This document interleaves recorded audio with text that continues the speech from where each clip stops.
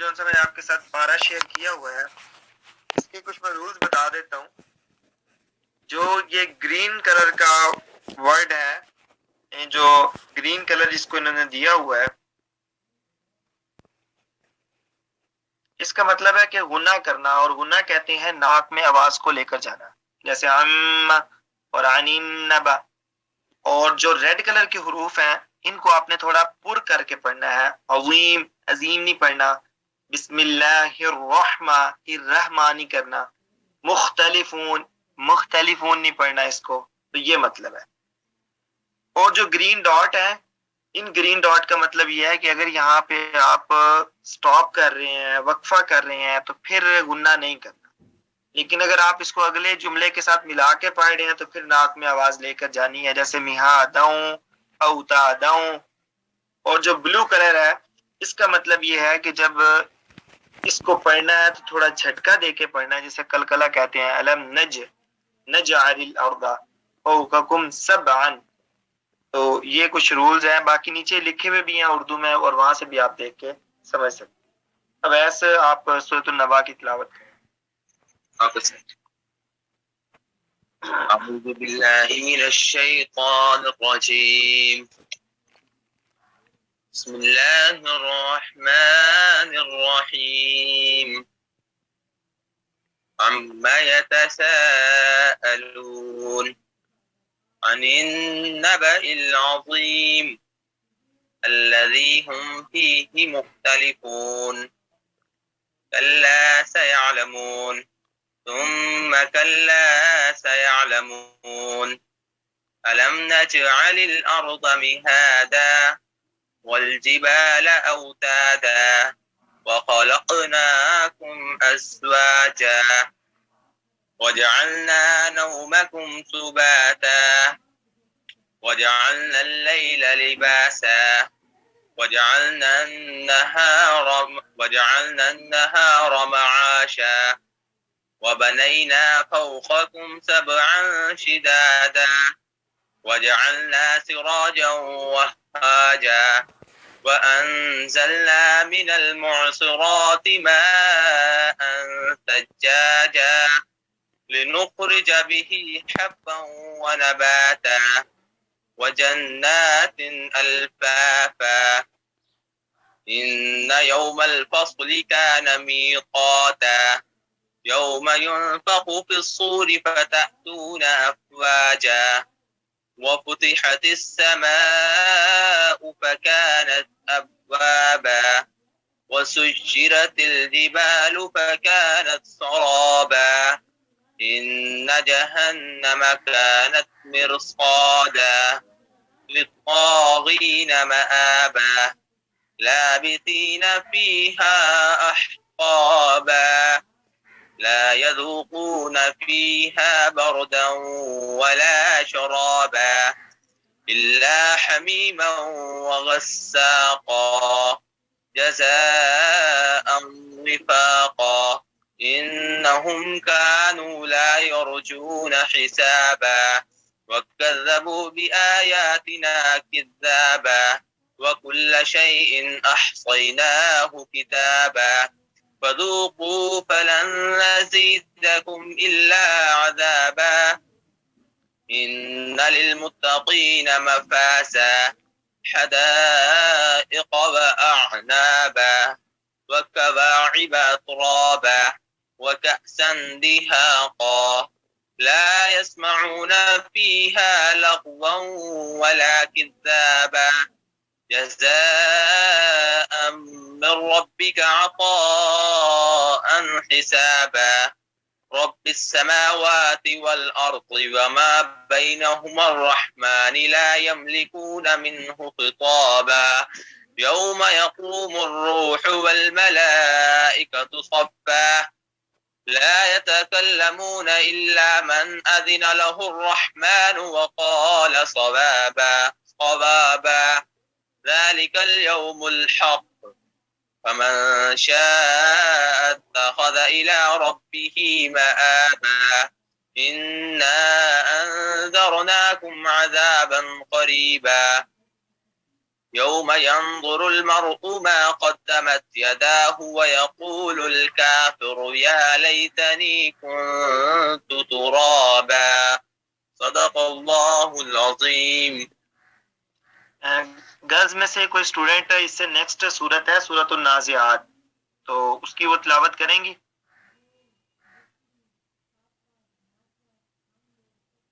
ہے کوئی گرلز میں حافظہ؟ یہ کوئی اچھا پڑھ لیتی ہوں تجوید کے ساتھ؟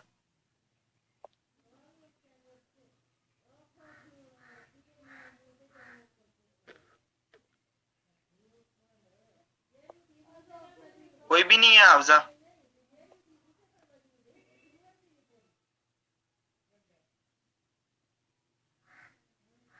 مزمل؟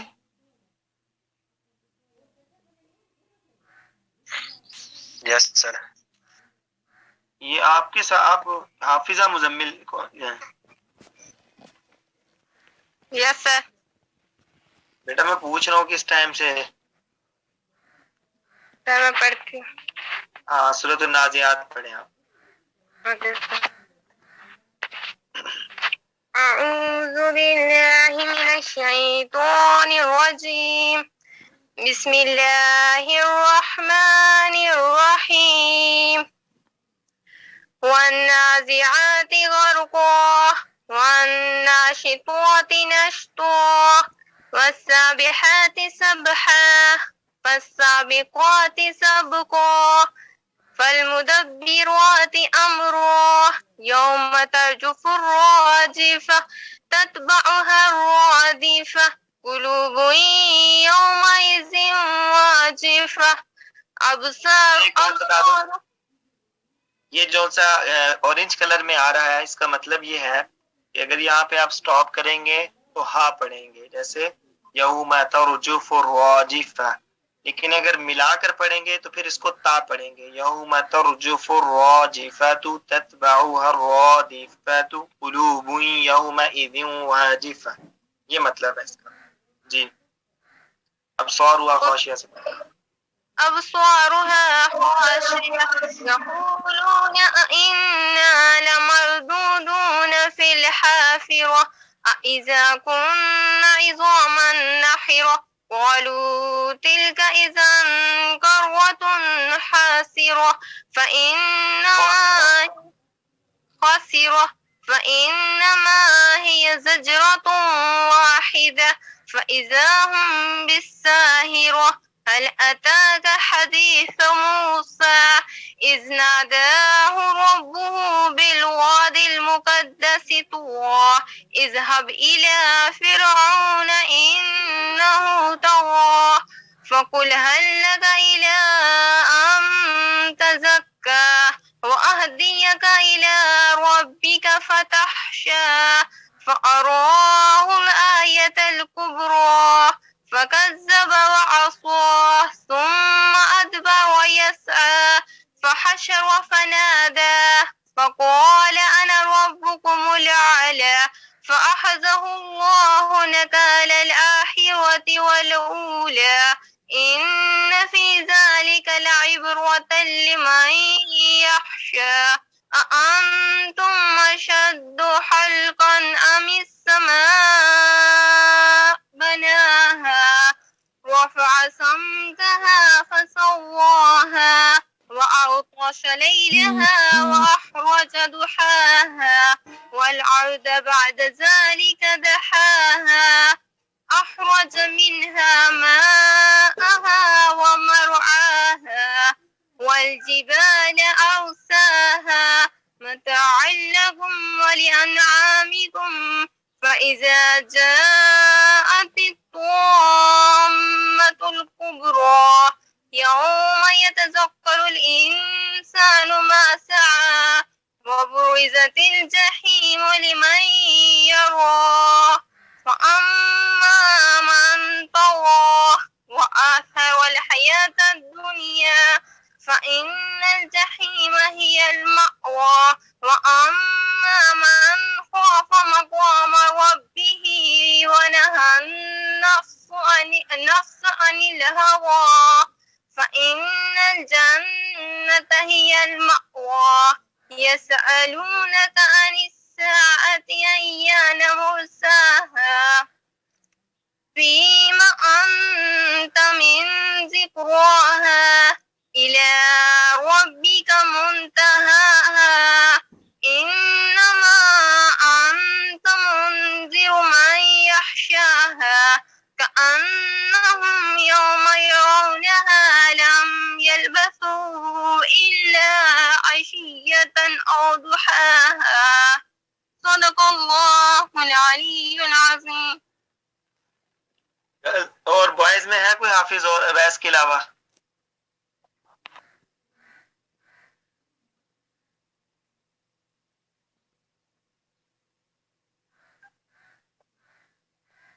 سر ایک ہے وہ ابھی تک میں نے جوائن نہیں کیا. اچھا انہوں نے جوائن نہیں کیا. چلے اس کے بعد سورت عبس ہے، میں خود پڑھ دیتا ہوں. بسم اللہ الرحمن الرحیم عبس وتولا.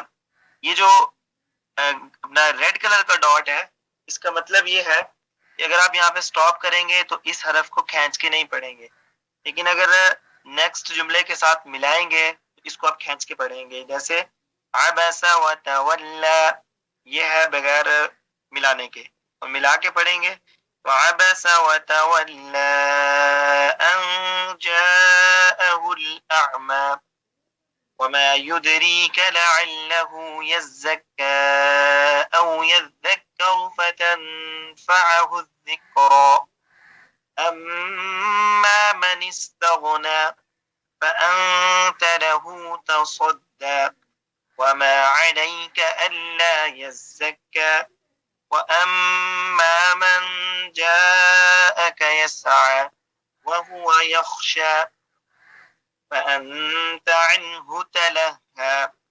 كلا إنها تذكرة فمن شاء ذكره في صحف مكرمة مرفوعة مطهرة بأيدي سفرة كرام بررة قتل الإنسان ما أكفره من أي شيء خلقه من نطفة خلقه فقدره ثم السبيل يسره ثم أماته فأقبره ثم إذا شاء أنشره كلا لما يقض ما أمره فلينظر الإنسان إلى طعامه أنا صببنا الماء صبا ثم شققنا الأرض شقا فأنبتنا فيها حبا وعنبا وقضبا وزيتونا ونخلا وحدائق غلبا وفاكهة وأبا متاعا لكم ولأنعامكم فإذا جاءت الصاخة يوم يفر المرء من أخيه وأمه وأبيه وصاحبته وبنيه لكل امرئ منهم يومئذ شأن يغنيه وجوه يومئذ مسفرة ضاحكة مستبشرة ووجوه يومئذ عليها غبرة ترهقها قترة أولئك هم الكفرة الفجرة. صدق اللہ العظیم. اس کے بعد دوسرا حصہ ہے وہ ترجمے کا، اور ان صورتوں کو آپ نے یاد بھی کرنا ہے. تو اس ہفتے کے لیے میں نے 4 صورتیں منتخب کی ہیں، آخری 4. سب سے پہلے آپ کی اسکرین پہ سورۃ اللہب شو ہو رہی ہے. یہ مکی صورت ہے، قرآن پاک میں 111ویں نمبر پر ہے اور نازل ہونے کے اعتبار سے اس کا 6واں نمبر ہے. بسم اللہ الرحمن الرحیم، اللہ کے نام کے ساتھ میں شروع کرتا ہوں جو نہایت مہربان رحم کرنے والا ہے۔ اس صورت کا پس منظر بھی سن لیں۔ ابو لہب نبی کریم صلی اللہ علیہ وسلم کا سگا چچا تھا، اور نبی کریم صلی اللہ علیہ وسلم نے جب مکہ میں دعوت اسلام کا آغاز کیا تو اس نے سب سے پہلے نبی کریم صلی اللہ علیہ وسلم کی مخالفت کی، اور وہ آپ نے واقعہ سنا ہوا ہے کہ آپ صلی اللہ علیہ وسلم ایک پہاڑ پہ چڑھ گئے اور آپ نے لوگوں کو کہا کہ اگر میں تمہیں یہ کہوں کہ اس پہاڑ کے پیچھے سے ایک لشکر آ رہا ہے جو مکہ کے اوپر حملہ آور ہونا چاہتا ہے، کیا تم لوگ میری بات مانو گے؟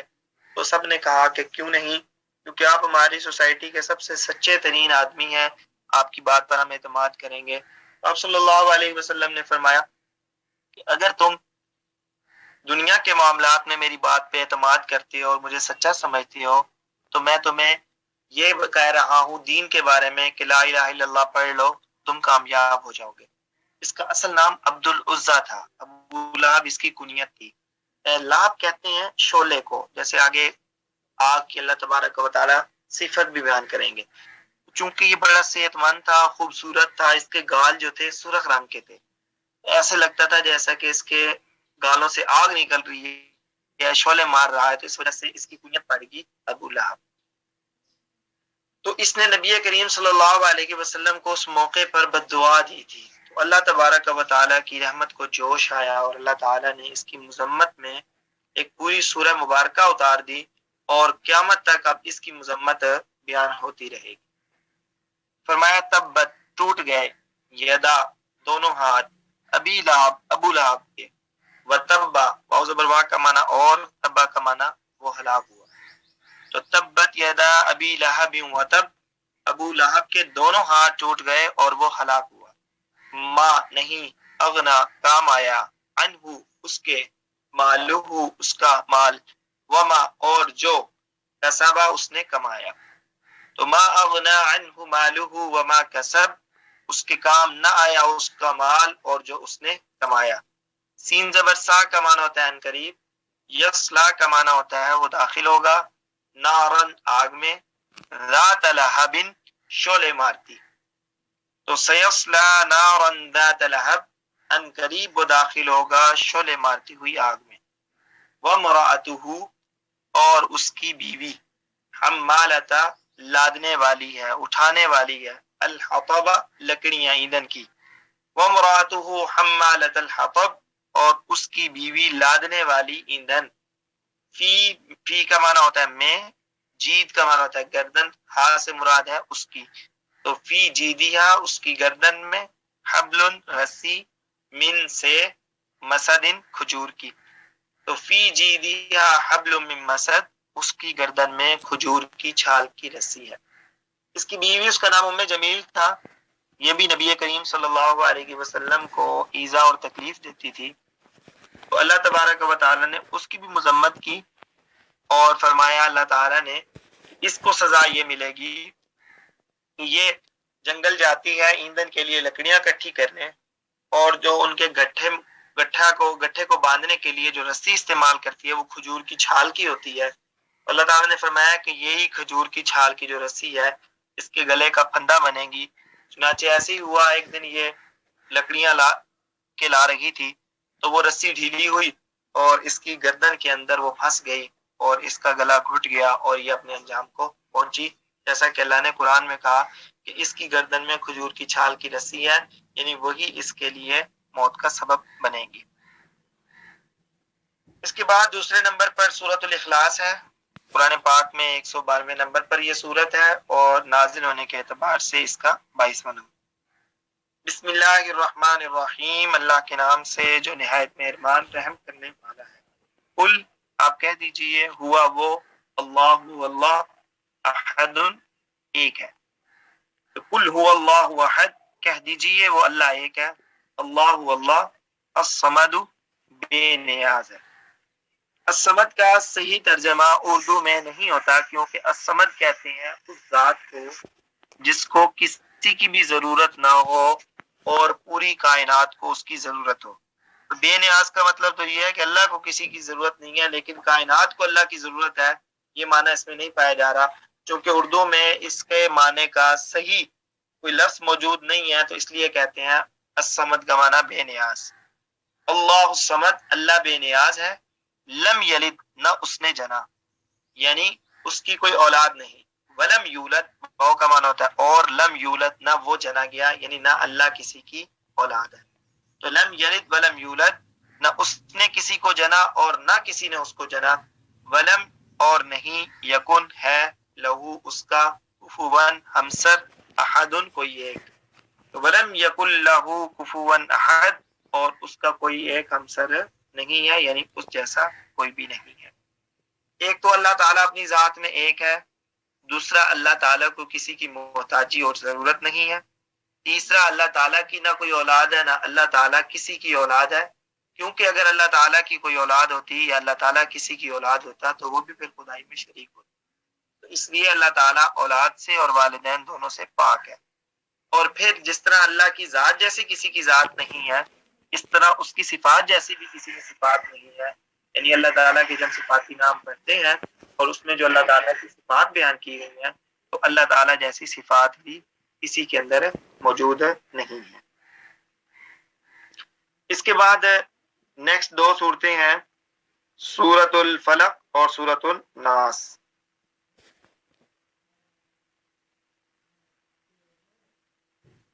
یہ سورہ مبارکہ آپ صلی اللہ علیہ وسلم کے ساتھ ایک معاملہ پیش آیا تھا تو اس کے بارے میں نازل ہوئی ہیں، اور یہ دونوں صورتیں اکٹھی اتری ہیں، یعنی سورۃ الفلق 193 نمبر پر ہے اور سورۃ الناس 114 نمبر پر ہے، اور نازل ہونے کے اعتبار سے ان کا 20واں اور 21واں نمبر ہے۔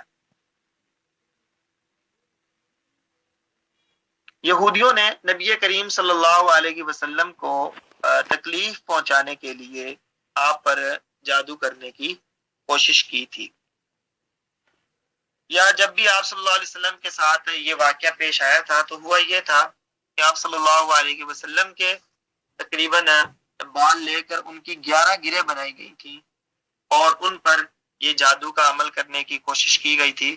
اللہ تبارک و تعالی نے بذریعہ وحی نبی کریم صلی اللہ علیہ وسلم کو بتا دیا کہ آپ صلی اللہ علیہ وسلم پر یہ جادو کی کوشش کی گئی ہے، یہ عمل کیا گیا ہے، اور فلاں کنویں میں آپ صلی اللہ علیہ وسلم کے یہ بال مبارک رکھے ہوئے ہیں۔ آپ نے صحابہ کرام کو بھیجا اور وہ وہاں سے لے آئے اور آپ کے سامنے وہ رکھے گئے، تو اللہ نے یہ 11 آیات نازل کی اور ایک ایک آیت آپ پڑھتے جاتے تھے اور ایک ایک گرہ کھلتی جاتی تھی۔ سورۃ الفلق کی 5 آیات ہیں، سورۃ الناس کی 6 آیات ہیں۔ تو یہ اللہ تبارک و تعالی نے آپ پر جو جادو کی کوشش کی گئی تھی اس کوشش کا خاتمہ کیا اپنے اس کلام کے ذریعے۔ اس کے اندر یہی اللہ تعالیٰ کی حفاظت اور اللہ تعالیٰ کی مخلوقات کے شر سے اللہ کی پناہ مانگی گئی ہے۔ تو بسم اللہ الرحمن الرحیم، اللہ کے نام سے جو نہایت مہربان رحم کرنے والا ہے۔ قل، کہہ دیجئے، اعوذ، میں پناہ میں آتا ہوں، بعض بی کا معنی ہوتا ہے کی اور رب کا معنی رب، تو بربی، رب کی، الفلق، صبح کے، تو قل اعوذ برب الفلق، کہہ دیجئے میں پناہ میں آتا ہوں صبح کے۔ من کا معنی ہوتا ہے سے، شر کا معنی ہوتا ہے برائی، شر، ما کا معنی ہوتا ہے جو، خلق کا معنی اس نے پیدا کیا، تو من شر ما خلق، اس چیز کے شر سے جو اس نے پیدا کی یا اس کے شر سے جو اس نے پیدا کیا۔ ومن، اور سے، شر کا معنی شر، غاسقن کا معنی اندھیرا، اذا کا معنی جب، وقبہ کا معنی چھا جائے۔ ومن شر غاسق اذا وقب، اور اندھیرے کے شر سے جب وہ چھا جائے۔ ومن، اور سے، شر شر، النفاثات، پھونکے مارنے والیاں، فی کا معنی میں، العقد کا معنی گرے۔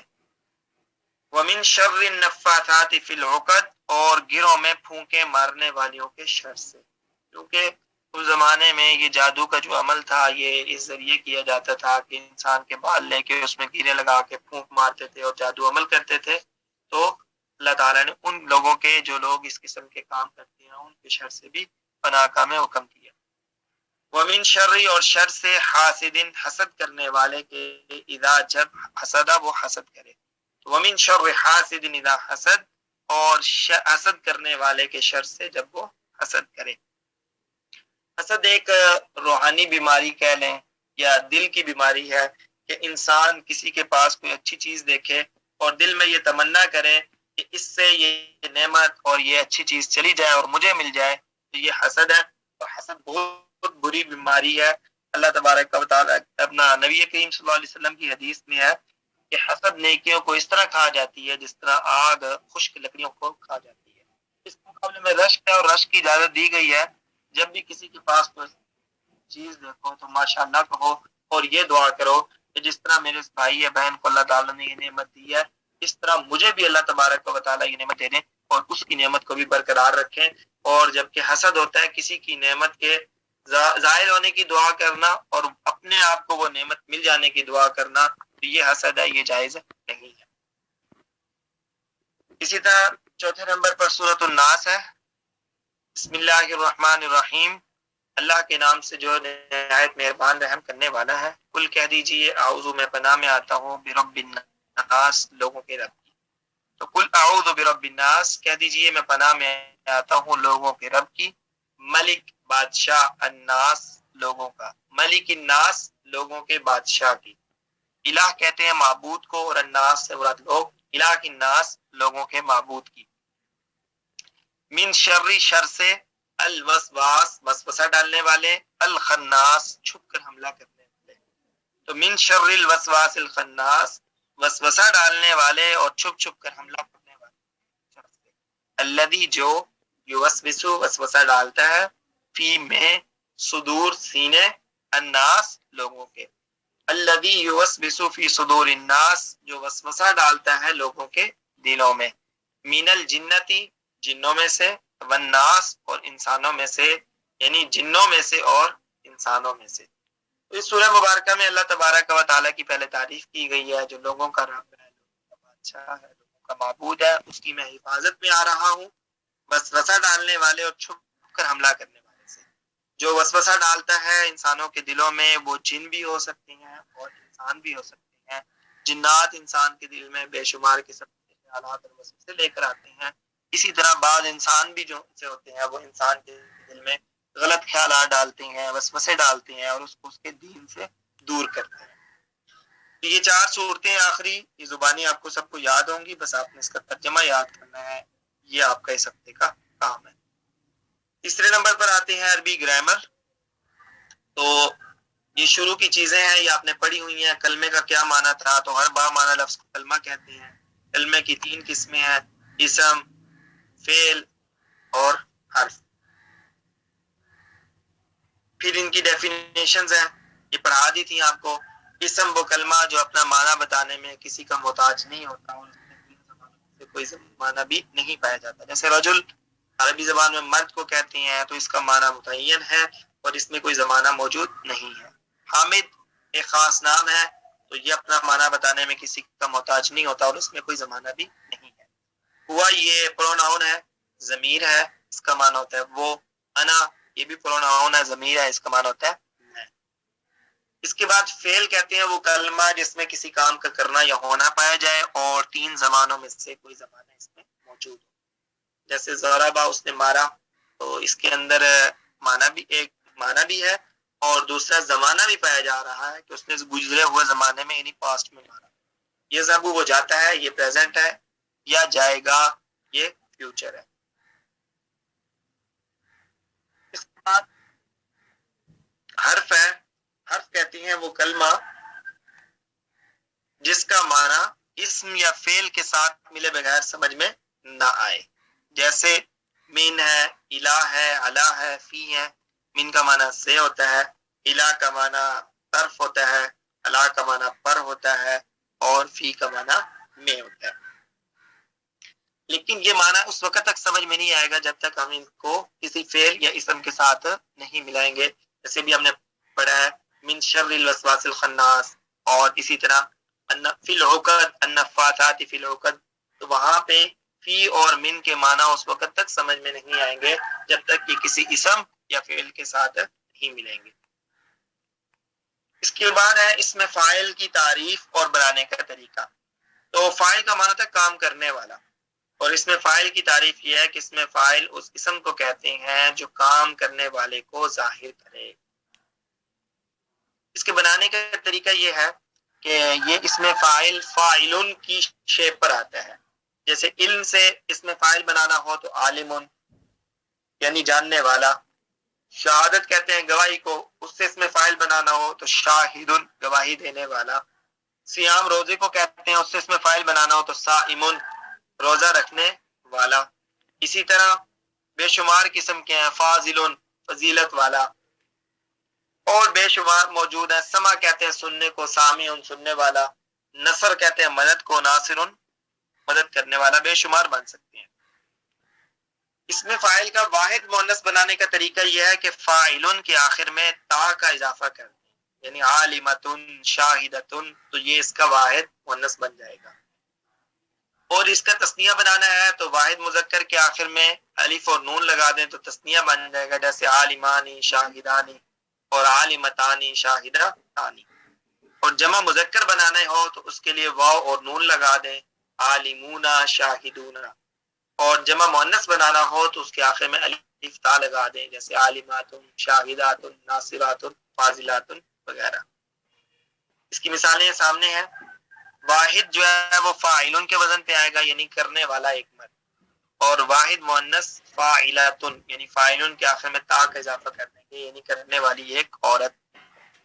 تثنیہ مذکر بنانا ہے تو فاعلن کے آخر میں الف نون لگا دیں گے، فاعلانی.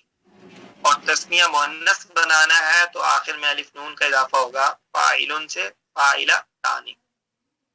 جمع بنانا ہے تو فاعلن کے آخر میں واو نون لگا دیں گے، جیسے فاعلون. اور جمع مؤنث بنانا ہے الف اور تا کا اضافہ کر دیں گے، فاعلات. تو یہ تو تھا تھوڑا سا آج کا ہمارا لیکچر.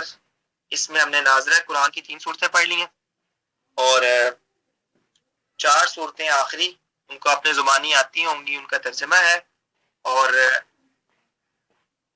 لاسٹ میں گرامر ہے. بیٹا میں نے یہ کلاس سٹارٹ ہوتی جو ہے نا سلائیڈ آپ کے ساتھ شیئر کر دی تھی، گروپ میں آپ کے موجود ہیں، وہاں سے آپ اس کو ڈاؤن لوڈ کر لیجیے گا. بلال صاحب پوچھ رہے ہیں، بلال گروپ چیک کرو. سر لاسٹ سلائیڈ جو آپ نے پڑھائی تھی جی یہ آج والی تو آپ نے شیئر کر دی، لاسٹ جو تھی لیکچر والی وہ فی الحال اسی سے پڑھو آپ نا. میں تھوڑا سا یہ تبدیل کر دیا، تینوں چیزیں لے آیا ہوں جو آؤٹ لائن کی تھی نا، ناظرہ بھی، حفظ بھی اور گرامر بھی. ٹھیک ہے، اوکے سر.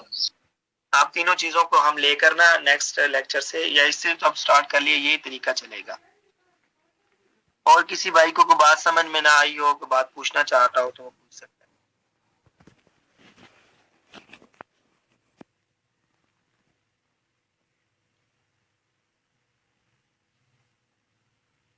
شعیب مجھے اٹینڈنس سینڈ کر دیجئے گا، اور ٹوٹل اور پریزنٹ اسٹرینتھ وہ بھی بتا دیجئے گا. اوکے سر، ٹھیک ہے، ٹھیک ہو گیا سر. آج کے لیے اتنا کافی ہے. اٹینڈنس لے لیا آپ نے؟ جی ہو گئی. سر ہو گئی ہے. اگر کوئی لانگ اسکرین شاٹ لے سکتا ہے تو وہ لے کے مجھے سینڈ کر دے، یہ شعیب آپ کر دو. ہو گئی ہے سر. چلیں ٹھیک ہے. ٹھیک ہے، اپنا خیال رکھیے گا. روزے تو آپ رکھ رہے ہوں گے امید ہے. جی سر الحمدللہ. تو قرآن پاک کی تلاوت بھی کریں، اللہ تعالیٰ توفیق دے تو نماز تراویح بھی پڑھیں.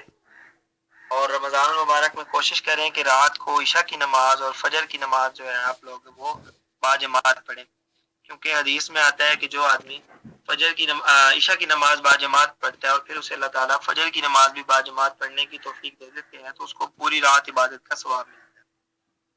مرد حضرات کے لیے یہ ہے، اور خواتین کے لیے گھر میں ہی پڑھنا وہ مسجد میں جانے کے برابر ہوتا ہے. تو نماز کی پابندی کریں، انشاءاللہ آپ کو لیلۃ القدر کا بھی اجر مل جائے گا. اور یہ ایک موقع ہے اپنی روٹین کو ٹھیک کرنے کا کہ انسان نماز پڑھنے کی روٹین بنا لے. عام روٹین میں یہ ہوتا ہے کہ انسان سستی اور کوتاہی کر جاتا ہے کہ کبھی پڑھ لی اور کبھی چھوڑ دی. یہ ایک ہمیں موقع ملا ہے زندگی میں کہ ہم اپنے آپ کو نماز کا پابند. ٹھیک ہے، تو اس کی آپ لوگ کوشش کیجئے گا. نماز پڑھ پڑھیں، قرآن پاک کی تلاوت کریں، اور اگر کوئی آپ کے مرحوم ہے تو ان کو ایصال ثواب کا اہتمام کریں. رمضان کی برکت سے اللہ تعالیٰ ان کی مغفرت فرما دے. ٹھیک ہے، انشاءاللہ پھر نیکسٹ ہفتے ملاقات.